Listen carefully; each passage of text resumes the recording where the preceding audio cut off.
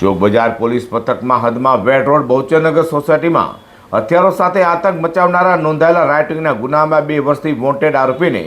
એસઓજીની ટીમે રાંદેર ઉગત રોડ પરથી ઝડપી પાડ્યો હતો। સુરત પોલીસ કમિશનર અનુપમસિંહ ગેહલોત દ્વારા સુરત શહેર અને અન્ય જિલ્લામાં નોંધેલા ગુનામાં ઘણા સમયથી નાસ્તા ફરતા આરોપીને ઝડપી પાડવા આપેલી સૂચના લઈને સ્પેશિયલ ઓપરેશન ગ્રુપ એટલે કે એસઓજી ડીસીપી રાજદીપસિંહ નકુમ સાહેબના માર્ગદર્શન હેઠળ પોલીસ ઇન્સ્પેક્ટર અતુલ સોનારાની તપાસમાં જોડાઈ હતી।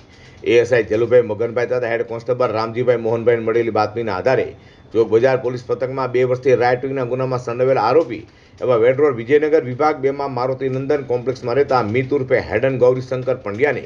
ઉગત કલના રોડ પરથી ઝડપી પાડી તેનો કબજો ચોક બજાર પોલીસને સોંપવાની તજવીજ હાથ ધરી હતી। તો ઝડપેલા આરોપીએ કબૂલાત કરી હતી કે ગત 6 માર્ચ 2024ના રોજ રાત્રિના સમયે અન્ય 10 જેટલા મિત્રો સાથે મળી વેડ રોડ બહુચરનગર સોસાયટીમાં હથિયારો સાથે ગાળાગાળી કરી આતંક મચાવ્યો હતો। જેમ કે ચોક બજાર પોલીસ પથકમાં નોંધેલા રાઇટિંગના ગુનામાં પોતે વોન્ટેડ હતો, જેથી પોલીસે તેની ધરપકડ કરી છે।